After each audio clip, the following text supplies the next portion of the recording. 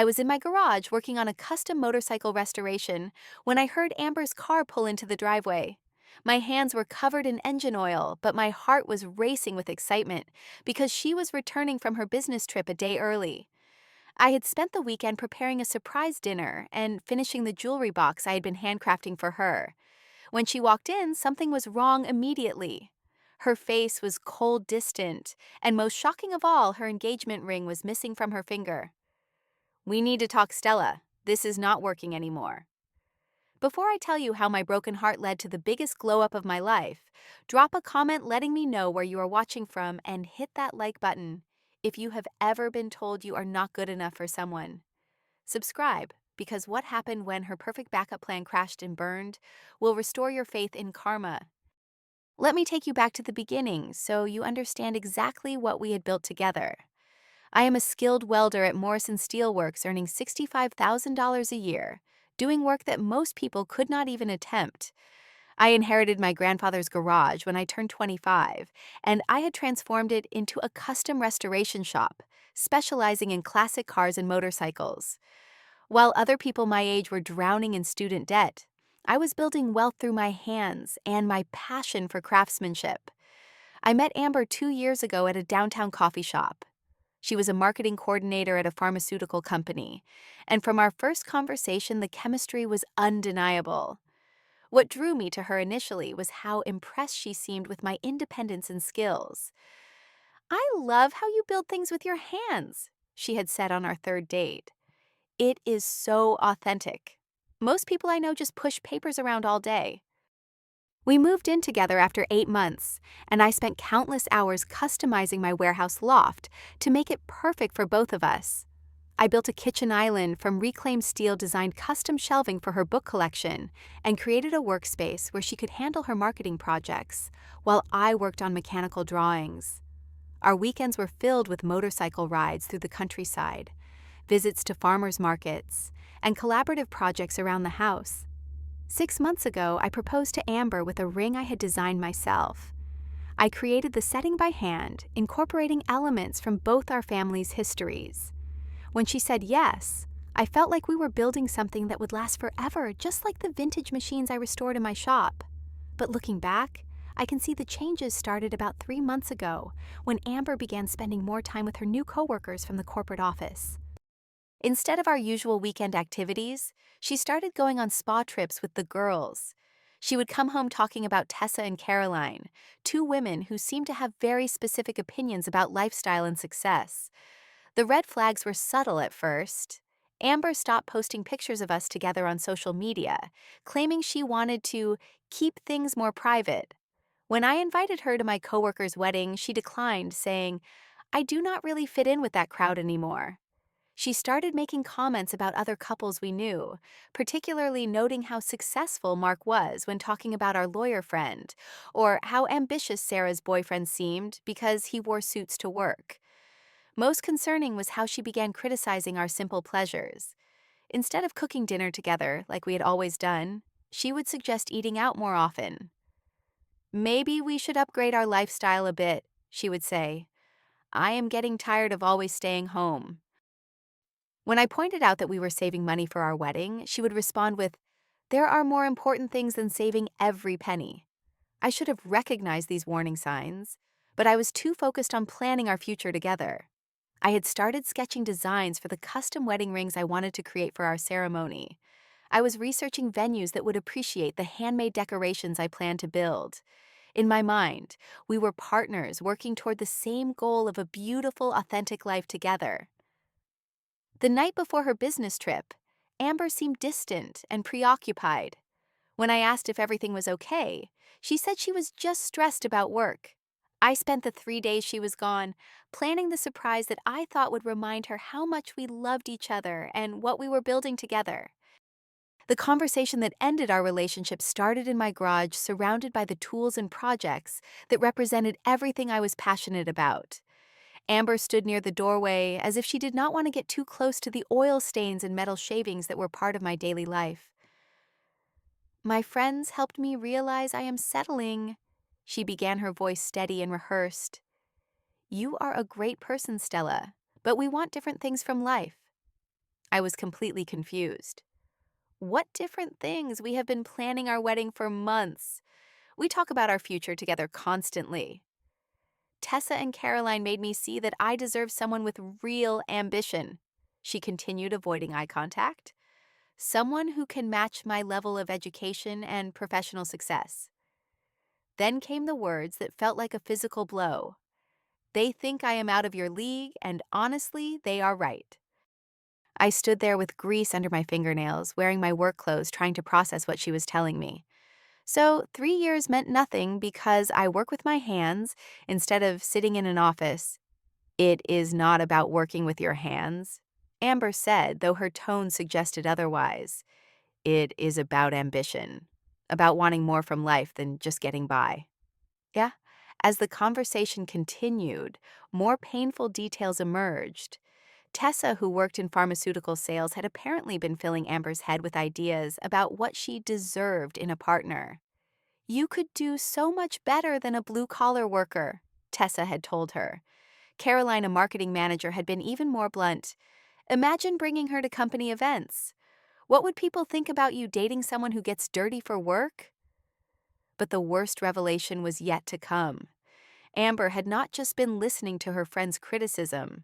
She had been actively pursuing an alternative. Derek, the new regional manager at her company, had been asking her out for weeks. She had finally accepted his invitation for the following weekend. He drives a BMW, wears designer suits, takes clients to expensive restaurants, she explained, as if these details justified everything. He is the kind of man I should be with, professional, sophisticated, with real ambition for the future. I felt like I was watching my entire life crumble in real time. So you have already replaced me? This conversation is just a formality. I thought I could overlook your limitations, Amber said coldly. But my friends are right. I need someone on my level. The packing process was swift and brutal. Amber threw her clothes into suitcases, leaving behind everything I had made for her over the past 2 years. The custom jewelry box sat on the dresser, along with handmade picture frames and the small sculptures I had created from scrap metal. When I asked about these items, she waved dismissively. Keep them. They do not really match my style anymore. As she prepared to leave, Amber pulled off her engagement ring and set it on the kitchen counter. Keep this too, she said. I will get a real one from someone who can actually afford it. After she left, I sat alone in the loft. We had shared surrounded by projects that suddenly felt meaningless. I called my best friend Jake, who worked alongside me at the steel shop. His response was immediate and supportive. Stella, if she cannot see your value, then she was never worthy of you in the first place. The next few days were a blur of questions from coworkers and local business owners who had gotten to know us as a couple. When people asked where Amber was, I found myself being honest about what had happened. Instead of judgment, I received an overwhelming amount of support from the blue-collar community that had always been my foundation. Anyone who thinks working with your hands is beneath them has never built anything worth keeping, said Mrs. Patterson, who owned the hardware store where I bought most of my supplies.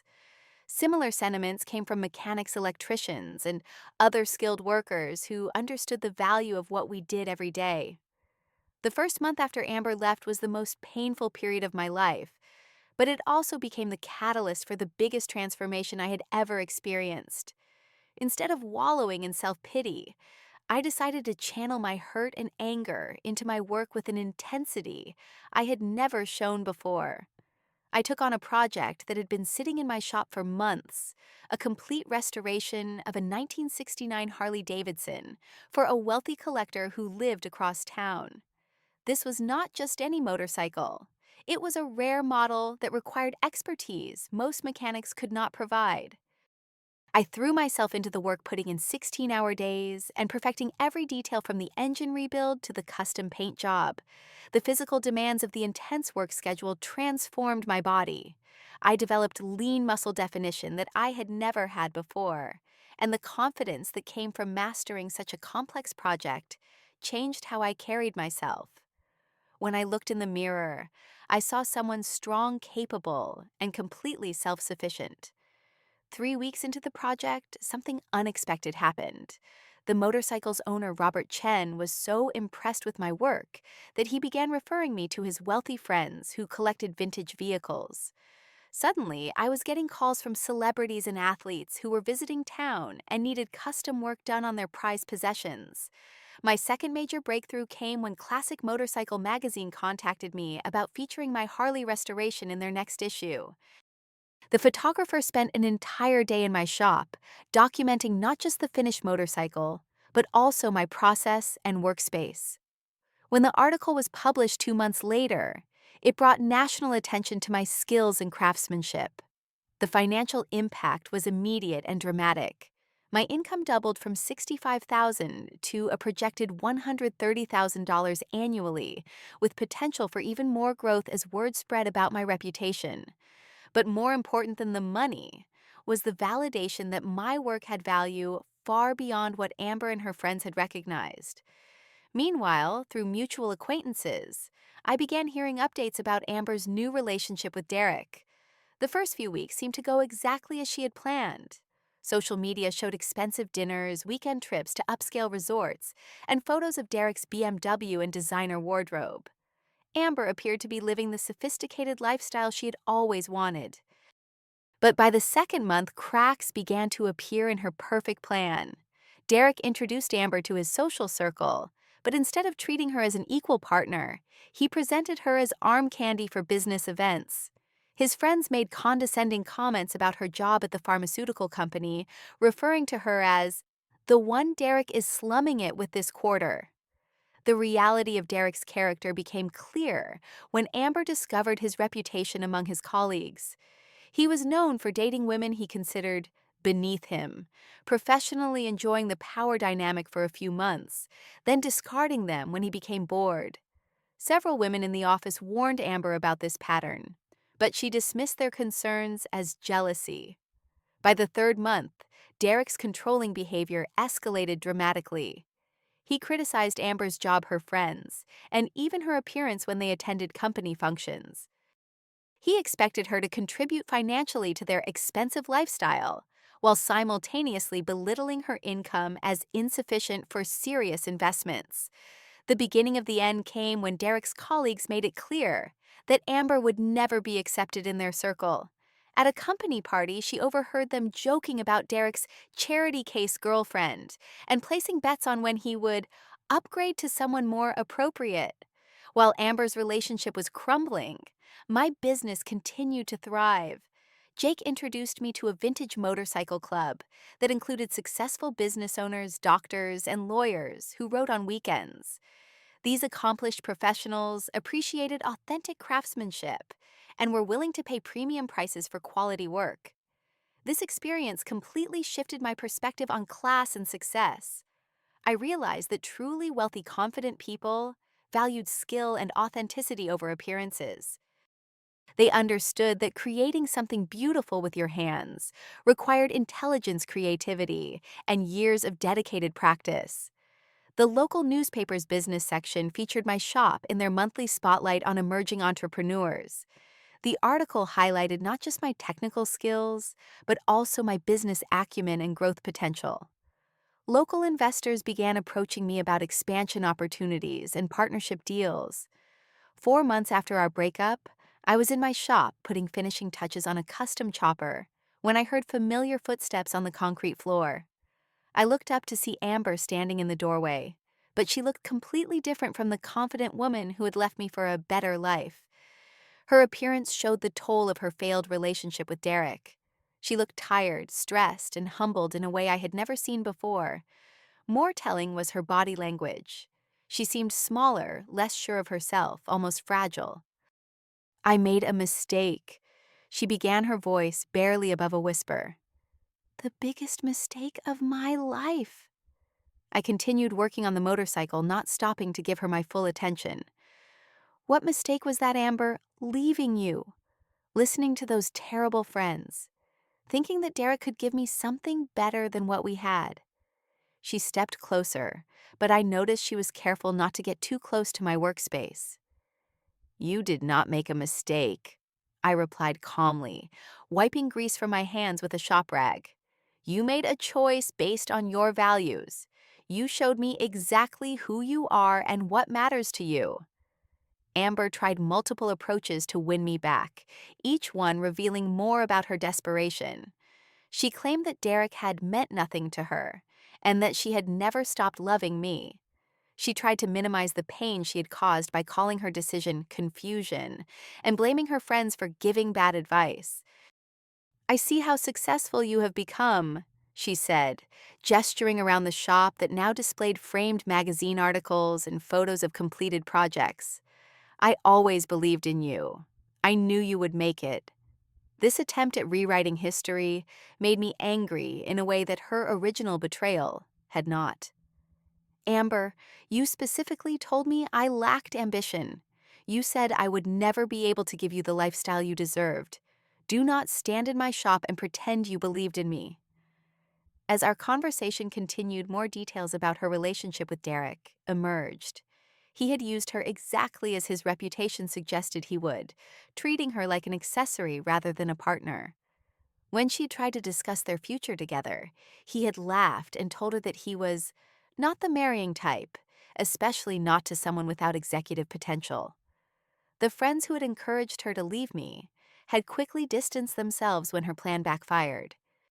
Tessa and Caroline were too busy to spend time with her once Derek was no longer part of the picture. They had moved on to influencing other people's relationships while avoiding responsibility for the damage their advice had caused. I was wrong about your work, Amber admitted, tears starting to form in her eyes. I see that now. Look at everything you have accomplished. You were right all along. No, Amber, I said firmly. You were not wrong about my work. You were wrong about values. You do not see anything now except that you need a safe place to land because your backup plan failed. Her desperation increased as she realized I was not going to be manipulated by tears or promises. I will cut off those friends completely. We can start fresh. I have learned so much from this experience. What you learned, I replied, is that you are not as valuable in the dating market as you thought you were. That is not the same as learning to respect someone else's worth. When emotional manipulation failed, Amber tried practical arguments. Look around, she said, gesturing to my successful business. You have proven me wrong about everything. You are successful, you are thriving. We could build an amazing life together now. The woman you are looking for is gone, I told her. The person who would take you back after you demonstrated such complete disrespect for who I am and what I do. That woman disappeared the day you told me I was beneath you. Amber's final plea was perhaps the most revealing. Do not throw away 3 years because of a few months of stupidity. We had something real, something worth fighting for. We had something real, I agreed. But you traded it for an illusion. You cannot get it back by realizing the illusion was fake. When she understood that I would not change my mind, Amber's true feelings emerged in an angry outburst that reminded me exactly why I was making the right decision. You are still just a welder, she said, her voice sharp with frustration. You will never be anything more than that.